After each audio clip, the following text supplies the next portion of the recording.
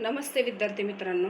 आजच्या तासाला आपण कन्सेप्ट ऑफ असेसमेंट या घटकाचा अभ्यास करणार आहोत. तर कन्सेप्ट ऑफ असेसमेंट किंवा मूल्यनिर्धारण. मूल्यनिर्धारण या शब्दाला आपण इंग्रजी शब्द वापरतो असेसमेंट.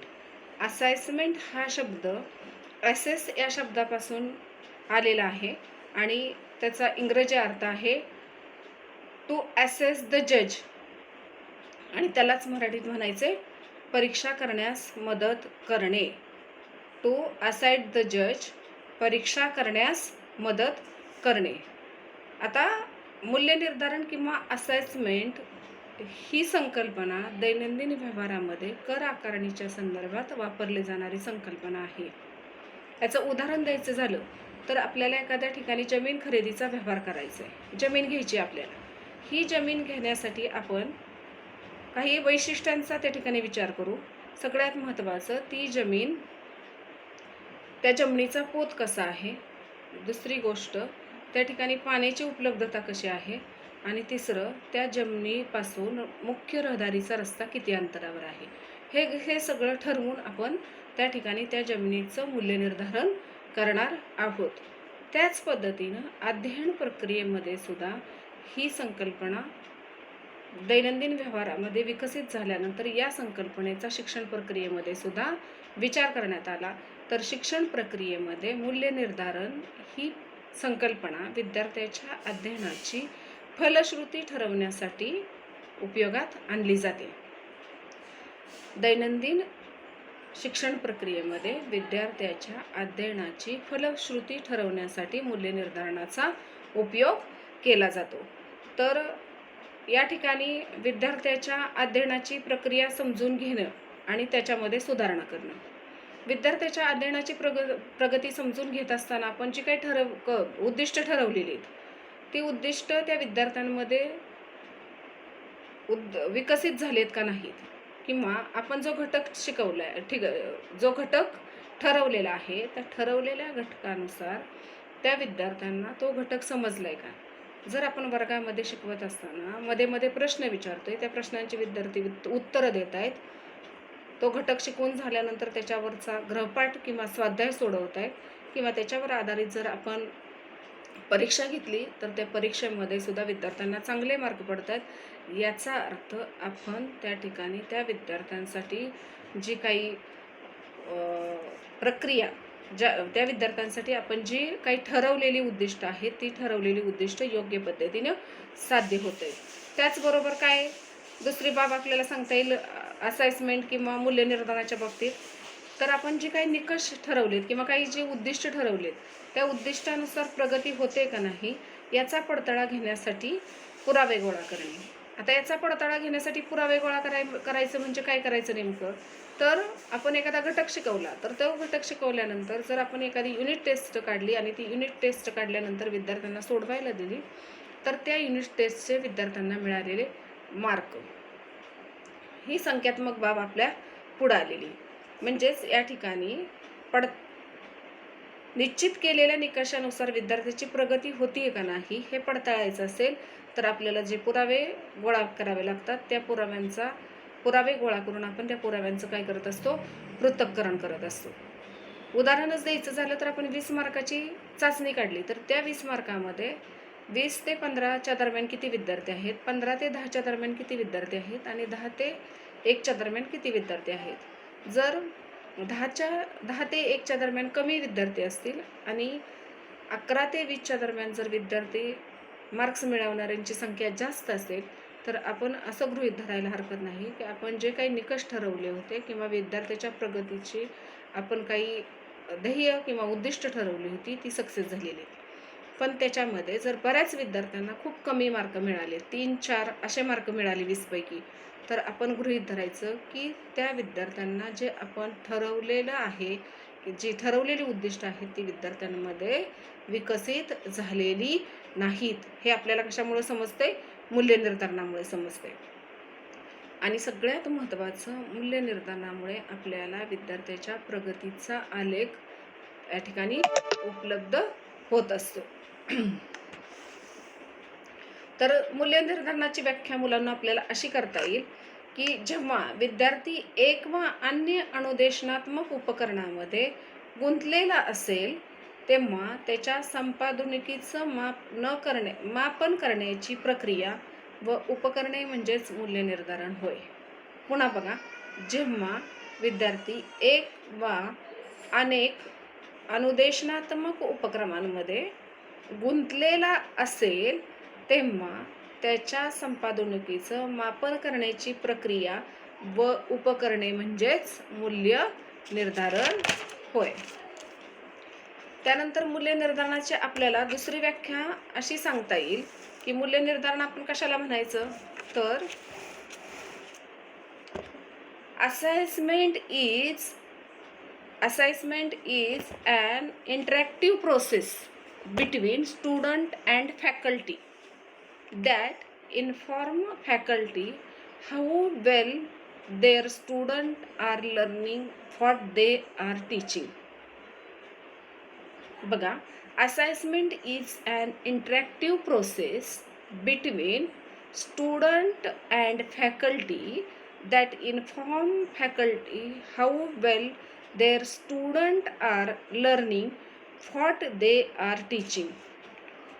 ह्याचाच मराठी अर्थ आपल्याला सांगता येईल, शिक्षकाला त्याचे विद्यार्थी कसे शिकत आहेत आणि शिक्षक काय शिकवत आहेत, म्हणजेच शिक्षकाला त्याचे विद्यार्थी काय शिकतायत, कसे शिकतायत आणि शिक्षक काय शिकवतायत याची माहिती देणारी शिक्षक व विद्यार्थ्यांमधील आंतरक्रियात्मक प्रक्रिया म्हणजेच मूल्य निर्धारण होय. थोडक्यात आपल्याला असं म्हणता येईल की विद्यार्थी काय शिकतायत, कसं शिकतायत आणि शिक्षक काय शिकवतायत ही माहिती देण्यासाठी विद्यार्थी आणि शिक्षक यांच्यामधल्या आंतरक्रियात्मक प्रक्रिया म्हणजेच असेसमेंट होय. यानंतर आपल्याला ग्रीन या तत्ववेत्त्याने केलेली व्याख्या अभ्यासता येईल. ग्रीन या तत्ववेत्त्याची व्याख्या बघा. In assessment on is supported to sit with the learner. This implies it is some things we do with and for student and not to student. परत एकदा बघा, ग्रीन या तत्ववेत्त्याने केलेली व्याख्या. In assessment one is supposed to sit with the learner. This implies it is some things we do with and for student and not to student. मराठीत आपल्याला असा अर्थ सांगता येईल की आपण मूल्य निर्धारण म्हणजे आपण विद्यार्थ्यांसोबत आणि विद्यार्थ्यांसाठी जे करतो ते म्हणजे मूल्य निर्धारण. विद्यार्थ्यांसाठी आपण जे करतो, विद्यार्थ्यांसोबत जे करतो आणि विद्यार्थ्यांसाठी जे करतो त्यालाच काय म्हणायचंय, असेसमेंट म्हणायचंय. सोपी आणि सरळ अजून एखादी व्याख्या आपल्याला अभ्यासता येईल. Assessment is the process of measuring knowledge, skill, abilities and attitude and documenting the same.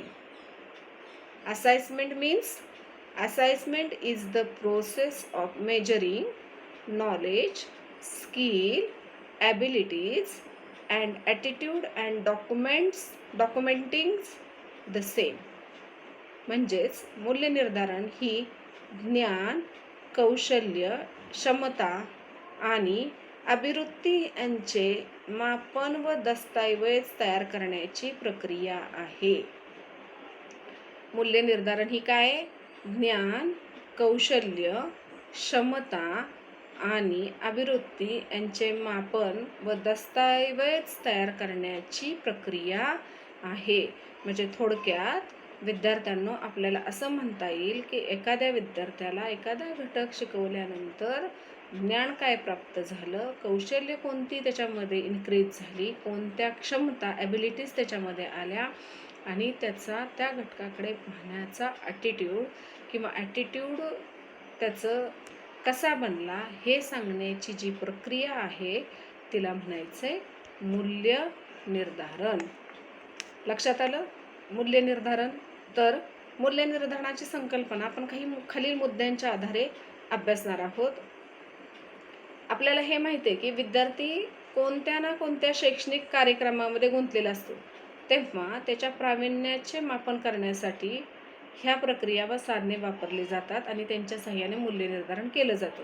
म्हणजेच विद्यार्थी शिकत असतो, अध्ययन करत असतो, वेगवेगळ्या कार्यक्रमामध्ये सहभागी होत असतो, वेगवेगळ्या स्पर्धेमध्ये सहभागी होत असतो. मग ते खेळाच्या स्पर्धा असतील, वैयक्तिक स्पर्धा असतील, या सगळ्यामध्ये तो सहभागी होत असतो आणि ह्या सगळ्या सहभागातून त्याला ज्ञान, कौशल्य, क्षमता आणि अभिवृत्ती कशा प्रकारे त्याची विकसित झालेली आहे याचं मापन करण्याची प्रक्रिया म्हणजेच मूल्य निर्धारण असं म्हणता येईल. सगळ्यात महत्त्वाचं मूल्य निर्धारणामध्ये आपण विद्यार्थ्यांना काय शिकवतोय आणि ते किती चांगल्या प्रकारे विद्यार्थी अध्ययन करतोय, म्हणजे आपण विद्यार्थ्यांना शिकवतोय पण ते विद्यार्थ्यांना किती चांगल्या प्रकारे समजतंय का याची माहिती देणारी शिक्षक आणि विद्यार्थ्यांमधली आंतरक्रियात्मक प्रक्रिया आहे. म्हणजे शिक्षक शिकवतोय, विद्यार्थी शिकतोय, पण त्याचं आउटपुट जर चांगलं असेल, इंटरॅक्शन जर चांगली असेल तर त्याला म्हणायचं मूल्य निर्धारण. थोडक्यात शिक्षकाला तो स्वतः काय शिकवतोय आणि विद्यार्थी स्वतः काय शिकतोय हे दर्शवणारी प्रक्रिया म्हणजेच काय, ह्या दोन्हीमध्ये शिक्षक आणि विद्यार्थ्यांमधल्या घडणाऱ्या ह्या इंटरॅक्शन किंवा ह्या आंतरक्रियात्मक प्रक्रिया म्हणजेच मूल्य निर्धारण असं आपल्याला म्हणता येईल. मूल्य निर्धारणात ज्ञान, कौशल्य, अभिवृत्ती आणि विश्वास यांची मुख्यत्वे करून मापनाच्या संदर्भात काय केले जातात, नोंदी केली जातात. म्हणजे मूल्य निर्धारणामध्ये कोणकोणत्या गोष्टींचा समावेश होतो, विद्यार्थ्याने प्राप्त केलेलं ज्ञान असेल, त्यांनी प्राप्त केलेली कौशल्य असतील, त्यानंतर विद्यार्थ्याने प्राप्त केलेल्या क्षमता असतील, अभिवृत्ती असेल, याचं मापन मूल्य निर्धारण प्रक्रियेमध्ये केलं जातं. तर लक्षात आलं. सगळ्यात महत्त्वाचं आपल्याला सांगता येईल की विद्यार्थी काय शिकतोय आणि शिक्षक काय शिकवतोय ही सांगणारी आंतरक्रियात्मक प्रक्रिया म्हणजेच मूल्य निर्धारण. त्याच्यानंतर मूल्य निर्धारणामध्ये ज्ञान, अभिवृत्ती, क्षमता, कौशल्य या बाबींच्या मापनाचा विचार होतो. त्यानंतर मुलांनो आपल्याला मूल्य निर्धारणाची काही वैशिष्ट्य सांगता येतील की सगळ्यात महत्त्वाचं विद्यार्थ्यानं किती अध्ययन संपादन केलंय हे ठरवण्यासाठी मूल्य निर्धारण करता येतं. म्हणजेच विद्यार्थ्याने अध्ययन संपादन करण्यासाठी विद्यार्थ्याने किती अध्ययन संपादन केलेलं आहे हे ठरवण्यासाठी आपण मूल्य निर्धारण या प्रक्रियेचा उपयोग करतो.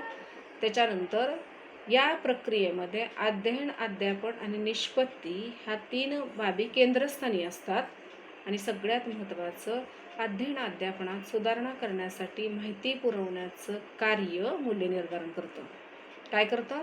अध्ययन आणि अध्यापनामध्ये माहिती पुरवण्याचं काम मूल्य निर्धारण करतं आणि मूल्य निर्धारणासाठी आपल्याला मापन आवश्यक असतं. जसं आपण मूल्यमापनासाठी मापन आवश्यक असतं तसंच मूल्य निर्धारणासाठी सुद्धा मापन आवश्यक असतं.